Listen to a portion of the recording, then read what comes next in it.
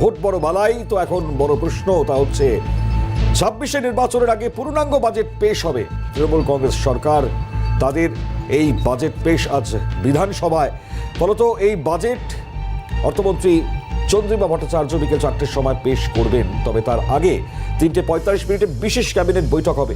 এখন বৈঠকে বাজেট পেশ করানো হবে। বর্তমান সরকারের এটাই শেষ পূর্ণাঙ্গ বাজেট, যেটা বলছিলাম।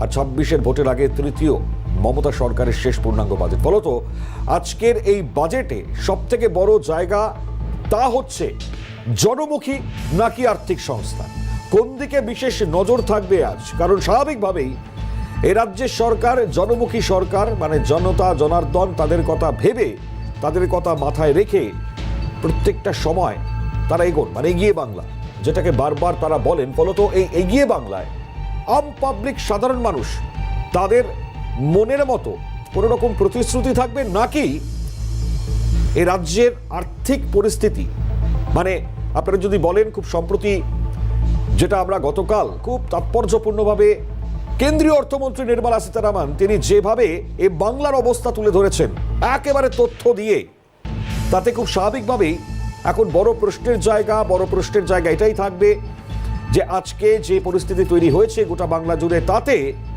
কোন জায়গাটা খুব ইম্পর্টেন্ট হবে, কোন পরিস্থিতিগুলোর উপর বিশেষ করে জোর দেওয়া হবে। খুব স্বাভাবিকভাবেই আজকে বাজেট পেশের আগে জোর চর্চা চলছে রাজনৈতিক মহলে। অবশ্যই আজকে তার ডিবেট করব। বাজেটের আগে নির্দিষ্টভাবে রাজনৈতিক দল তারা কে কিভাবে দেখছেন, নির্দিষ্টভাবে তার ডিবেটে আজকে অবশ্যই আমরা দেখবার চেষ্টা করব, জানবার চেষ্টা করব কে কিভাবে আজকের এই বাজেটে প্রত্যাশা রাখছেন। নির্দিষ্টভাবে আরও যদি বলতে হয় তাহলে আমরা এর আগে দেখেছি ডিএ নিয়ে কিছুটা হলেও ঘোষণা করেছিলেন, কিন্তু কেন্দ্রীয় হারে ডিএ, সেই কেন্দ্রীয় হারে ডিএ কি আদেও সেটার কোনো রকম বাস্তবায়নের জায়গা থাকবে, নাকি খুব স্বাভাবিকভাবে অন্য ধরনের কোনো রকম কোনো কিছু তৈরি হবে, সেক্ষেত্রে দাঁড়িয়ে কিছুটা হলে অল্প স্বল্প পারবে। কি বলবেন যারা ডিএ নিয়ে আন্দোলন করে যাচ্ছেন সরকারি কর্মচারীরা, আজকে তারা তাদের মন্তব্য অবশ্যই গুরুত্বপূর্ণ। অন্যদিকে দাঁড়িয়ে খুব গুরুত্বপূর্ণ লক্ষ্মীর ভাণ্ডার থেকে মহার্ঘ ভাতা, যেখানে দাঁড়িয়ে বিশেষভাবে অনেকেই নজর রাখছেন নির্দিষ্টভাবে ঠিক এই জায়গায়।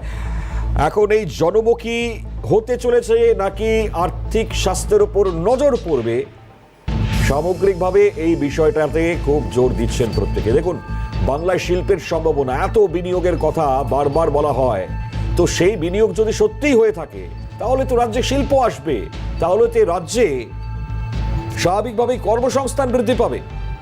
কিন্তু আজকে এই পরিস্থিতির মধ্যে দাঁড়িয়ে আমরা আমাদের বাংলায় কি দেখতে পাচ্ছি তা গতকাল নির্মলা সীতারামন কেন্দ্রীয় অর্থমন্ত্রী খুব সুস্পষ্টভাবে জবাব দিয়েছেন। সেই মরীচিকা খুব স্বাভাবিকভাবে অভিষেক বন্দ্যোপাধ্যায় যেটা বলেছিলেন। তো এখন প্রশ্ন হচ্ছে আজকের এই বাজেট কোন খাতে বইতে পারে। আমাদের সঙ্গে দুজন রয়েছেন উপস্থিত, দুজন গেস্ট, তাদের সঙ্গে পরিচয় করে। আমাদের সঙ্গে রয়েছেন বিজেপি মুখপাত্র প্রীতম দত্ত, প্রীতম দাকে স্বাগত। আমাদের সঙ্গে রয়েছেন সুকান্ত ঘোষ, রাজনৈতিক বিশ্লেষক। সুকান্ত দা, অসংখ্য স্বাগত অনুষ্ঠানে যোগ দেওয়ার জন্য। প্রীতম দাকে দিয়ে শুরু করবার চেষ্টা করি অনুষ্ঠান। প্রীতম দা, কি মনে হয় জনমুখী হতে চলেছে নাকি আর্থিক স্বাস্থ্যের উপর জোর দেবে আজকে এবারের বাজেট, কোনটা দেখতে পারি বলে আপনি মনে করছেন? দেখুন, মমতা ব্যানার্জিকে এর আগে যেভাবে আমরা দেখেছি ওনার স্বভাবসিদ্ধ ভঙ্গিতে উনি পশ্চিমবঙ্গকে বেঁচে দেওয়ার বাজেট করবেন, এর আগে যেভাবে করছেন সবকটাই ভোটমুখী বাজেট, যেভাবে উনি ভোটের লাভ পাবেন সেই বাজেট উনি করেন। তার কারণে তুমি জানো যে আজকে উনি যতই বলুন লাখ লাখ কোটি টাকার নাকি ইন্ডাস্ট্রি হয়ে গেছে, যদি আসতো ইন্ডাস্ট্রি তাহলে আমি সবচেয়ে বেশি মানে খুশি হতাম, তার কারণে আমি পশ্চিমবঙ্গের বাসিন্দা বাঙালি হিসাবে। কিন্তু তুমি বলো যে লাখ লাখ কোটি টাকা, 19 লাখ কোটি টাকা, 13 লাখ কোটি টাকার যদি ইনভেস্টমেন্ট 7-8 বছরে হয়ে গিয়ে থাকে, তার যে রেভিনিউ ইনকাম আজকে বাজেটে দেখতে পাবে না। আমি তোমাকে দ্ব্যর্থহীন ভাষায় বলছি। সেই জন্য আমরা বলি যে মমতা ব্যানার্জি হচ্ছে মানে আপনার মিথ্যাবাদী একজন। আমাদের দুর্ভাগ্য যে এরকম আমরা একজন সিএম কে পেয়েছি যে উনি মিথ্যা কথা বলেন। যে আজকে ওনার বাজেটে পরিষ্কার হয়ে যাবে, যেটা আমরা বলি যে বিজিবিএস একটা ঢপের চক, এছাড়া কিছু হয় না। তো সুতরাং তুমি দেখো না আজকে পশ্চিমবঙ্গের সবচেয়ে হাইয়েস্ট রেভিনিউ ইনকাম কিসে গেছে? রেভিনিউ ইনকাম হচ্ছে তোমার জিএসটি খাতে, এসজিএসটি এবং আবগারি দপ্তর, এছাড়া এসজিএসটি, আবগারি দপ্তর। এবার আবগারি দপ্তর উনি আপনার প্রথম। তুমি বলো আজকে পশ্চিমবঙ্গের মান সম্মান আমরা কি ভাবতাম, আমরা খুব কলার উঁচু করে বলতাম আমরা শিক্ষায় এগিয়ে। আমরা আজকে কি করে দিকে দেখছি যে জেলায় জেলায় পঞ্চায়েতে পঞ্চায়েতে স্কুল বন্ধ হয়ে যাচ্ছে, অথবা পঞ্চায়েতে পঞ্চায়েতে মদের দোকান খুলে যাচ্ছে। তো আজকে সমাজকে কোথায় নিয়ে যাচ্ছে এই তৃণমূল সরকার? কোথায় নিয়ে যাচ্ছে? তো তুমি বলো ইনকাম নেই, কিন্তু লক্ষ্মীর ভান্ডার দিতে হবে। কিসে দিতে হবে? ধার করে দিতে হবে। আমরা লক্ষ্মীর ভান্ডার বিরুদ্ধে নই, আমরাও এই জনমুখী প্রকল্প, সোশ্যাল ওয়েলফেয়ার স্কিম অনেক স্টেটে চালাচ্ছি, কিন্তু আমরা ধার করে চালাচ্ছি না। এটাকে মানুষকে বুঝতে হবে। আমি ধার করে সোশ্যাল ওয়েলফেয়ার স্কিম চালাতে গিয়ে যদি ক্যাপিটাল গেইন বা ক্যাপিটাল মানে স্থায়ী মানে মূলধন যেটা যোগাতে পারে, সেরকম যদি কিছু আমরা না করতে পারি, যদি আমরা সেই দিকে না যেতে পারি, তাহলে পশ্চিমবঙ্গকে রসাতলে নিয়ে গেছেন, আরো নিয়ে যাবেন। কালকে নির্মলা সীতারামন কি বললেন যে 1947-এ যে এই কন্ট্রিবিউশন অফ জিডিপি ভারতবর্ষের পশ্চিমবঙ্গের ছিল, সেটা আজকে কোথায় চলে গেছে 2021-এ? 2021-এর পরিসংখ্যান দিয়ে বলছে 3% অনলি আমরা কন্ট্রিবিউট করি ভারতবর্ষের জিডিপিতে। আর বড় বড় কথা। তো আসলে দেখুন, পুরোটা এরা ভোটমুখী ব্যাপার, ওদের সবকিছু ভোট নির্ভর। মমতা ব্যানার্জিকে যেন তার প্রকরণ পশ্চিমবঙ্গে, তার কারণ উনি জানেন, ঠিক আছে, মানে আপনি জানেন ভোটমুখী হবে না। না, উনি একটা কথা বলতে চাই যে উনি, আপনারা জানেন যে উনি কিন্তু সারা জীবন বাঁচবেন না, কেউই বাঁচে না। উনি জানেন যে যে কদিন উনি থাকবেন, যেভাবেও কোনো থাকতে হবে, ওনার অবশ্য 2026 এই শেষ, কিন্তু উনি যাওয়ার আগে পশ্চিমবঙ্গকে একদম খাদের মুখে ফেলে দিয়ে চলে যাচ্ছেন। খাদের মুখে না, প্রায় গাদ থেকে ফেলেই দিয়েছেন, কোমর ভাঙার অপেক্ষায়। মানে আমি মানে প্রীতমদার এই কথাকে কোট করেই আমি ডেফিনেটলি এই জায়গা বলবো সুকান্তদার কাছে। সুকান্তদা, আমরা 34 বছরের বাম জমানায় দাঁড়িয়ে যে হারে ঋণ হয়েছিল, সেই ঋণের বোঝা নিয়ে শাসক এই মুহূর্তে তৃণমূল কংগ্রেস, তারা এই মুহূর্তে দান খয়রাতি করতে গিয়ে যে ধরনের খরচ করছে, মানে তার আয়ের উৎস কোনটা আমরা জানি না। মানে একমাত্র এসজিএসটি, এবং সেই জায়গা থেকে দাঁড়িয়ে খুব স্বাভাবিকভাবে যেটা বলছিলাম যে এই যে মদ থেকে টাকা তোলা, যেটা বলছেন প্রীতমদা, এখন এটা ছাড়া সোর্স কোথায়? তো আলটিমেট দাঁড়িয়ে রয়েছি আমরা কোন জায়গায়? তো এই দান খয়রাতি চলবে, নাকি সত্যি আবার রাজ্যের আর্থিক বিকাশ ঘটতে পারে? কি মনে হচ্ছে কোন জায়গাটাতে জোর দেওয়া হবে? দেখো মণিময়, প্রীতম তো বলেছে তার একটি জায়গা থেকে, আমার মনে হচ্ছে কয়েকটি জায়গায় এবার কিন্তু দেখার বিষয়। যেমন এবার সরকারি কর্মচারীরা কিন্তু 7ম বেতন কমিশনের জন্য অপেক্ষা করছে, কারণ 2015 থেকে 10 বছর অন্তর সরকারি কর্মচারীদের বেতন কমিশনের আয়তে আনা হয়, কারণ মুদ্রাস্ফীতির উপর এটা ডিপেন্ড করে।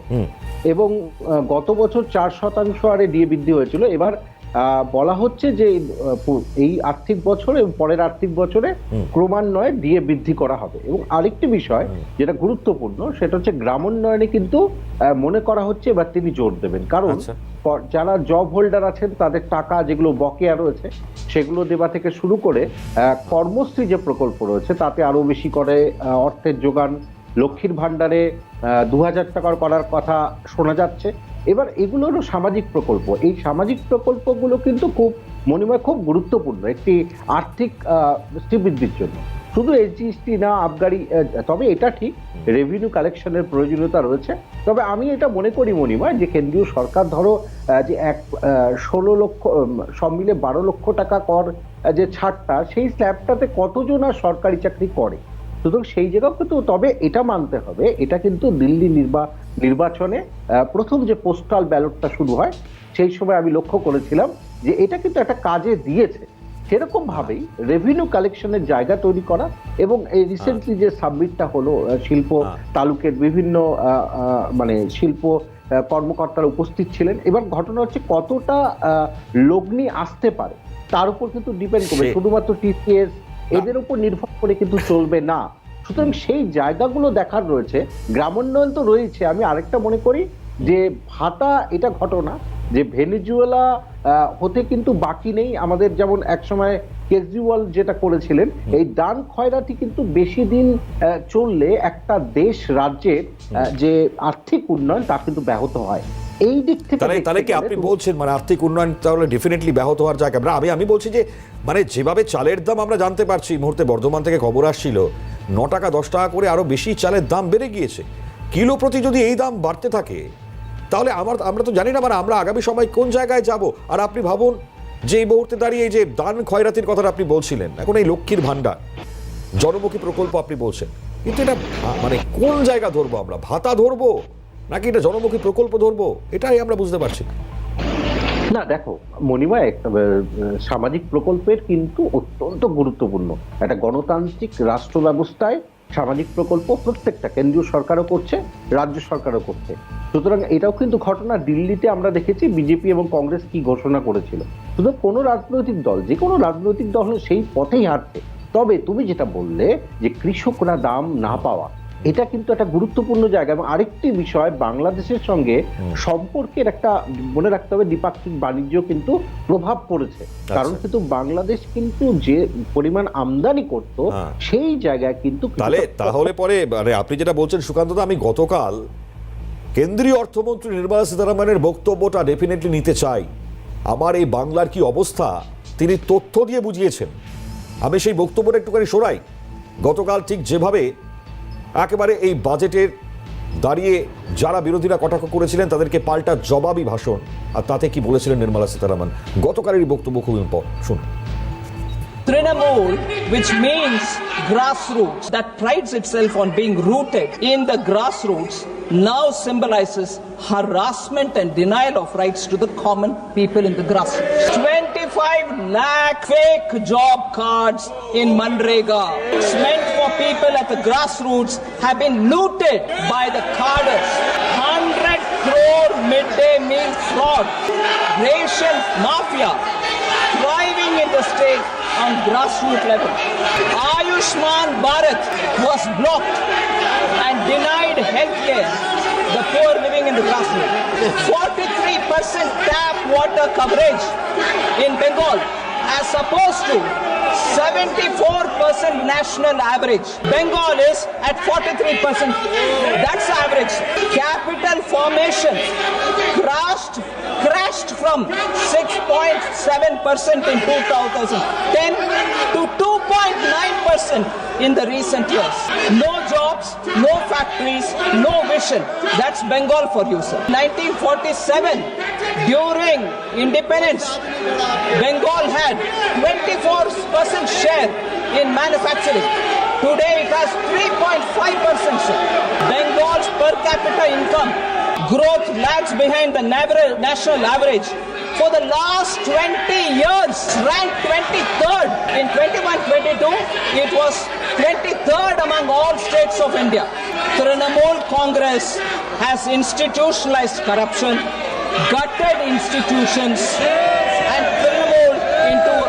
Trinamool is become a byword for exploitation. Bengal विरोधी बजट बोला गया, मैं क्या पूछना चाहती हूं अभी, तृणमूल विरोधी टीएमसी हो गया है क्या? तृणमूल विरोधी বাংলায় কাজ নেই, শিল্প নেই, ভিশন নেই, এবং একই সঙ্গে দাঁড়িয়ে অন্ন, বস্ত্র, বাসস্থান কোনো জায়গা বাদ দেয়নি। দুর্নীতি শুধু নয়, এবং তার সঙ্গে লুট এবং শোষণ, যার বিরুদ্ধে গর্জে উঠেছেন নির্মলা সীতারামন একেবারে নির্দিষ্ট পিন পয়েন্ট করে তথ্য বিশ্লেষণ করে বাংলার এই ছবি তুলে ধরেছেন। আমি একেবারে এই জায়গা থেকে দাঁড়িয়ে প্রীতমদার কাছে আসি। প্রীতমদা, এটা যদি হয়ে যায় আমার বাংলার যে ছবি, যেটা কেন্দ্রীয় অর্থমন্ত্রী গতকাল সুস্পষ্টভাবে জবাবের মাধ্যমে বুঝিয়ে দিয়েছে, বাজেটে তাহলে পরে কি আর কি হবে? না আমি তো প্রথমেই তোমাকে বললাম, দেখো না আজকে BGBS উনি তো নিজে বলেছেন, আমাদের কথা না তো, মুখ্যমন্ত্রীর কথা, তোমার PCR কে বলে যদি চালাতে পারেন চালিয়ে দিই। উনি নিজে বলেছেন এর আগে নাকি প্রায় 3 লাখ কোটি টাকা টোটাল, আপনার লাস্ট 7-8 বছরে প্রায় 19 লাখ কোটি টাকা নাকি ইনভেস্টমেন্ট হয়েছে, বলেছেন তো। এই ইনভেস্টমেন্টটা গেল কোথায়? এই ইনভেস্টমেন্টের পর তো রেভিনিউ জেনারেট হবে, এই রেভিনিউ জেনারেট হলে তো সেটাই আপনার আসবে, সেটা তো আপনার বাজেটে আসবে যে ইন্ডাস্ট্রিয়ালাইজেশন থেকে আমরা এত টাকা ইনকাম করছি। সেটা কোথায় আছে? নেই। তার কারণ হচ্ছে দেখুন, সোশ্যাল এয়ারফেয়ার স্কিম তো করবেই, কারণ জনগণের জন্য বাজেট, জনগণকে সুবিধা দেওয়া, এটা হচ্ছে প্রত্যেকটা রাষ্ট্রের, প্রত্যেকটা গণতন্ত্রের কর্তব্য। যার কারণ হচ্ছে আমরা গণতন্ত্র বলি, গণদের তন্ত্রকেই আমরা আজকে সরকার চালাই, তো সেই জন্য মানুষের কাছে তো পৌঁছে যাবে। কিন্তু তুমি যদি ব্যাক অফ দ্য মানে এমন ভাবে অর্থনীতি বুঝতে হবে, তুমি যদি ধার করে শুধু খয়রাতি বাড়তে থাকো এবং তার এগেইনস্টে তুমি যদি ক্যাপিটাল গেইন করার মতো কোনো রকম কোনো প্রকল্প, কোনো রকম কোনো স্কিম যদি না চালাতে পারো, কোনো ইন্ডাস্ট্রি যেন না আনতে পারো, তাহলে তো তোমার এগুলো তো মুখ থুবড়ে পড়বে, এবং পড়ছেও। মানে আমি বলছি মানে খুব স্বাভাবিক, মানে আগাম ভবিষ্যৎ তাদের আগাম অবস্থা কোন ভবিষ্যৎ জায়গায় যাবে? আগাম ভবিষ্যৎ আজকে প্রায় 7 লাখ কোটি টাকার মতো দেনা। তুমি বলো আজকে ফেডারেল স্ট্রাকচারে পশ্চিমবঙ্গ ভারতবর্ষের অঙ্গ হিসাবে এখনো এখানে সিভিল ওয়ার হয়নি। 6 লাখ কোটি টাকার দেনাতে শ্রীলঙ্কাতে সিভিল ওয়ার হয়ে গেছিল। তো এইটা বুঝতে হবে, আমার তোমার প্রত্যেকের মাথায় আজকে যে দেনাটা আছে তার অঙ্গ হিসাবে 63,000 টাকা সবার ওপরে একটা করে দেনা। তো সুতরাং তার কোনো নিরাময়ের কোনো ব্যবস্থা আজকে পশ্চিমবঙ্গ সরকার করেনি। তুমি দেখো না, তুমি তোমার অফিস থেকে এই আমার ঢাকুরিয়া অবধি আসতে গেলে প্রায় 17 কিলোমিটার মতো রাস্তা। এই রাস্তাটার মধ্যে অসংখ্য পটহোল। আজকে তুমি বাইপাসের উপর দিয়ে যাও, তুমি কলকাতার একটা রাস্তা বলো যে রাস্তাটা পটহোলস নেই। শুধু একমাত্র আর্মি যেটাকে মেনটেন করে রেড রোড ছাড়া এমন কোনো রাস্তা নেই সেই যে রাস্তায় পটহোলস নেই। তো সুতরাং তার কারণ হচ্ছে এই সরকার হচ্ছে যেভাবে হোক মানুষকে ভুল বুঝিয়ে মানুষকে শুধু টাকা 2,000 টাকা দিয়ে, এই টাকাটা দিয়ে তো 2,000 টাকা কারো সংসার চলে যাবে না। মানুষ তো চাইছে আমার 2,000 টাকা দরকার, সোশ্যাল হেল্প স্কিম দরকার হচ্ছে, কারো বাবার টাকা দিচ্ছে না, সবাই ট্যাক্সের টাকা দিচ্ছে, সেটা মানুষের কাছে প্রান্তিক মানুষের কাছে পৌঁছানো দরকার। কিন্তু সাথে চাকরিও দরকার, সাথে 100% কেন্দ্রীয় যে মানে অনুযায়ী আপনার ডিএ দরকার, যেটা অন্যান্য রাজ্য সরকার দিচ্ছে। আজকে আসাম, আজকে অন্যান্য রাজ্য সরকার যেখানে বিজেপির রুল স্টেট সেখানে আপনার ডিএ দেখুন, আর এখানকার সরকারি কর্মচারীদের দিয়ে দেখুন। এটা হচ্ছে আজকে আমরা কেন বলতে চাই, তার কারণ হচ্ছে উনি বলেন না আমি সব কাজ করে দিয়েছি, আমার সব কাজ হয়ে গেছে, এত কোটি কোটি লক্ষ লক্ষ কোটি টাকার ইনভেস্টমেন্ট আছে। যদি ইনভেস্টমেন্ট আসতো তাহলে আমাদের সরকারি এমপ্লয়ি যারা সবার আগে ওনার এমপ্লয়ি, সে তাদের তো সবার আগে ডিএটা দিয়ে দিতেন। এটা তো প্রাপ্য। এটা তো এমন নয় যে ওনারা কোনো মানে অনাদায়ী দায়ী করছেন, অনাদায়ী কোনো দাবি করছে। তার কারণ হচ্ছে আজকে দেখুন বাজেটটা কিসের জন্য হয়, বাজেটটা 100% যা আয় হবে তাই ব্যয় হবে, সব ঠিক আছে। কিন্তু আয়টা যদি সরকার না বাড়াতে পারে, সরকার কোথা থেকে আয় বাড়াবে? সরকার তো ব্যবসা করার জন্য বলছি না, আমরা বলছি যে আপনার পরিবেশ এমন তৈরি করুন যেখানে আপনার খনিজ থেকে শুরু করে ভারী শিল্প থেকে শুরু করে এই শিল্প আসবে এবং শিল্প কৃষি একসাথে চলবে এবং কৃষিটাকে নজর দিচ্ছে না। মানে প্রীতম দা, স্বাভাবিকভাবে আপনার এই কথার সাথে যদি আমি এটাও ট্যাগ করি, মানে নিউ টাউন মানে বিজিবিএস অনুষ্ঠিত হয় মানে নির্দিষ্টভাবে, তাহলে পরে কি সেই অঞ্চলটুকু অবধি সীমাবদ্ধতা, মানে নিউ টাউন চত্বর, তাহলে পরে দেউচা পাচামি সেটা কি? এটা নিয়ে নির্দিষ্ট প্রশ্ন উঠছে। চত্বর না, তুমি বলো না, পুরোটাই যে ভাওতাবাজি, পুরো ভাওতাবাজিটা আজকে বাজিটাই তুমি থাকবে। উনি তো বলেছেন প্রায় 19 লক্ষ কোটি টাকা ইনভেস্টমেন্ট হয়ে গেছে। 19 লক্ষ কোটি টাকার ইনভেস্টমেন্ট যদি লাস্ট এত বছর হয়ে যায়, তার এগেনস্টে সরকার তো আয় করছে, সে আয়টার প্রভিশন তো বাজেটে থাকবে, সেটা কোথায় থাকবে? থাকবে না। তার কারণে উনি ভাওতাবাজি দেন, মিথ্যা কথা বলেন। এই মিথ্যা কথাটা বারবার প্রমাণিত। এবার প্রান্তিক মানুষদের উনি ভাবছেন 2,000 টাকা দিয়ে বিশাল উপকার করছে, কিন্তু আলটিমেটলি ওনাকে একদিন যেতে হবে। সেদিনকে পশ্চিমবঙ্গ সরকার কিন্তু আজকে প্রায় উনি খাদের ধারে না, খাদে ফেলে দিয়েছেন, শুধু পরে জায়গায় চলে যাবে। মানে সুকান্ত দা, মানে আমি রাজা, তোমাদের কিছু দিলাম, তোমরা প্রজা, এই ভাবনায় কি চলে?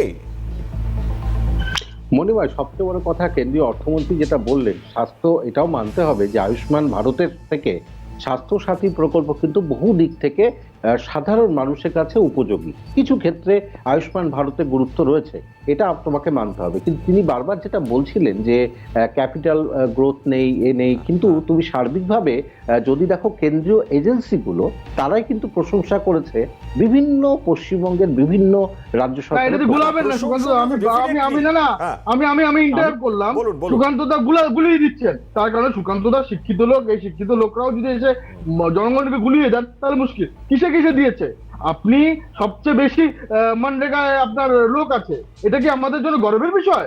মনরেগা আমাদের জন্য সবচেয়ে বেশি লোক আছে, মানে কি সবাই মাটি কাটার কাজে যুক্ত, এটা পশ্চিমবঙ্গের কাছে গর্বের বিষয়। যেই পশ্চিমবঙ্গ ইন্ডাস্ট্রিয়াল গ্রোথে প্রায় 24% কন্ট্রিবিউট করতো 1947, দুর্নীতি তো আছে, এটা ছেড়ে দিন, তৃণমূল মানে চোর, এটা নিয়ে কোনো ব্যাপার নেই। কিন্তু কেন্দ্র সরকার কিসে দিচ্ছে যে আপনি মনরেগায় 1 নম্বর, কিসে 1 নম্বর? যে আপনার প্রচুর লোক আপনি মনরেগার টাকা দিচ্ছেন, সেটা 1 নম্বর। তো সুতরাং আপনি ক্যাটাগরি, মানে অনেকগুলো ক্যাটাগরি থাকে, আমরা কোনটা খুশি হবো যে মনরেগা কমছে, ইন্ডাস্ট্রি বাড়ছে, এখানকার সব ছাত্রছাত্রীরা কৃষিকাজে উপকৃত হচ্ছে, এখানে মাটি কাটার কাজ দিলেই শুধু উপকৃত হওয়া যাবে না, এটা বুঝতে হবে মানুষকে। একদমই, আমরা প্রত্যেকে মানে জনমুখী হোক আমরা কেউ তো আর চাইবো না যে জনমুখী হবে না, ডেফিনেটলি জনমুখী জায়গা সাধারণ আর মানুষ জনতার সরকার জনমুখী কেন হবে না, কিন্তু সেটা ধার করে। হ্যাঁ, প্রশ্নটা তো অন্য জায়গায়, যে এত যে সোর্স সেটা কোথা থেকে আসছে, এত আর্থিক বোঝা চাপছে আমাদের প্রত্যেকটা মানুষের মাথার ওপর। আগামী সময় আমরা সাধারণ মানুষ কোন জায়গায় যাবো আমরা জানি না, কিন্তু এটা দিয়ে ভুলিয়ে দেওয়া বলো না, হচ্ছে স্কুল বারবার বন্ধ হয়ে যাচ্ছে, মদের দোকান খুলে যাচ্ছে। এই সামাজিক পরিবর্তন আপনার মমতা ব্যানার্জির দরকার। আজকে স্কুল বন্ধ হচ্ছে, মদের দোকান খুলছে, আমাদের সমাজ কোথায় চলে যাচ্ছে? একদম প্রীতম দা, সুকান্ত দা। না, আমি বলছি যে প্রীতম ঠিকই আছে, প্রীতম মন্ডলের কথা বললো। আমি যেটা বলছি যে বিজনেস সাবমিট নিয়ে একটা পজিটিভ দিক কিন্তু রয়েছে প্রীতম, সেটা হলো 212টা স্বাক্ষরপত্র স্বাক্ষর হয়েছে। তুমি বলতেই পারো মৌ স্বাক্ষর তো হতেই পারে, তোমার সঙ্গে আমার হতে পারে, কিন্তু কিছু কিছু লোক নিয়ে কিন্তু হয়েছে। এবং কিছু কিছু জায়গায় কিন্তু যেটা এবার পজিটিভ দিক, আমি জানি না, আমি বারবারই বলছি যে শুধুমাত্র টিসিএস দিয়ে হবে না, আরো শিল্প প্রয়োজন। এখানে প্রীতমের কথা আমি রাজি, ঠিকই বলেছে, কিন্তু আর্থিক উন্নয়নের সামাজিক প্রকল্পগুলোর গুরুত্ব আরো কিন্তু শিল্প রয়েছে। বলতে একটা শিল্পও তো আমরা দেখতে পাচ্ছি না, আরো শিল্প না, 100% আমি তো তোমার সাথে সুকান্ত দা একমত। সামাজিক প্রকল্পের গুরুত্ব আছে এবং আমরাও দিয়ে থাকি। আমরা মহারাষ্ট্রে দিচ্ছি, আমরা দিল্লিতে বলেছি, কিন্তু কোথা থেকে দেবো? আমরা কি ধার করে দেবো? আমাদের তো আয়ের সংস্থান থাকতে হবে, নালে তোমার যদি পুরো সংসার যদি শুধু ধারেই চলে, তার যদি ইনকাম না থাকে, তুমি তো সরকারি চাকরি করো, তোমার যদি ডিএ না থাকে, তোমার যদি তুমি চাকরির মাইনে ঠিক করে না পাও, তাহলে তোমার শুধু ধারে চললে হবে? তো সুতরাং আমি শেষ করতে হবে আমাকে। আমি একদম সংক্ষেপে দুজনের কাছে যাব, সংক্ষেপে একদম 30 সেকেন্ডস করে। একদম কি আপনার মনে হয় আজকে দরকার? তার আগে সাধারণ মানুষ কি বলছেন এই রাজ্য বাজেট নিয়ে একটু শুনিয়ে দিই আপনাদেরকে, শুনুন। হ্যাঁ, মনে হচ্ছে ভালো লাগবে। মেয়েদের ক্ষেত্রে মানে প্রয়োজন, খুবই প্রয়োজন।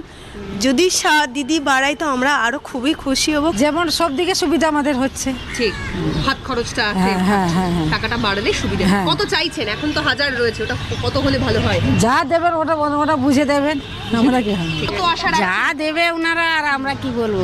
1000ই পাচ্ছে, 1000 পাচ্ছেন, এটা বাড়লে সুবিধা হয়। হ্যাঁ, কেন সুবিধা হয় বলছেন?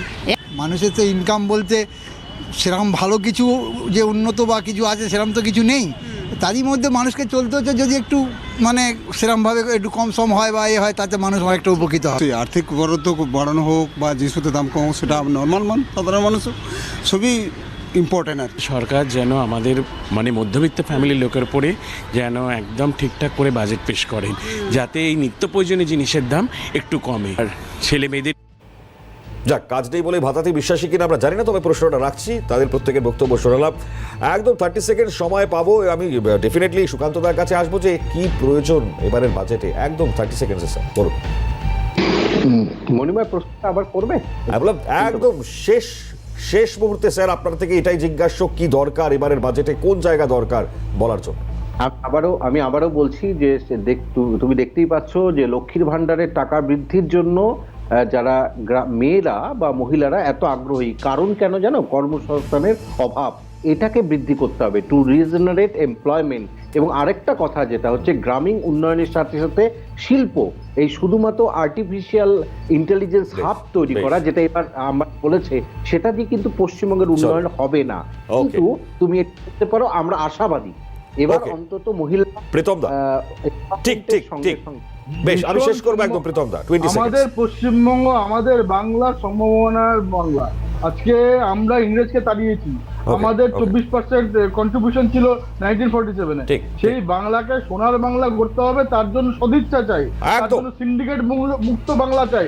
এটা হলেই এখানে ইন্ডাস্ট্রি আসবে। বেশ গুরুত্বপূর্ণ প্রীতম দা। আমার একদম সময় নেই বলে শেষ করতে হচ্ছে। অসংখ্য ধন্যবাদ জানাবো দুজনকেই। 4টের সময় অবশ্যই পেশ হবে বাজেট, রাজ্য বাজেটের দিকে নজর আমাদের প্রত্যেকেরই। কিন্তু এই জায়গায় কর্মসংস্থান আর এই ভাতা সবে মিলিয়ে কি যে অবস্থা হবে তা তো অবশ্যই নজর রাখবো। এখানে শেষ করছি দ্য ডিবেট। অন্যান্য সব খবরের জন্য আপনাদের নজরটা সিএম।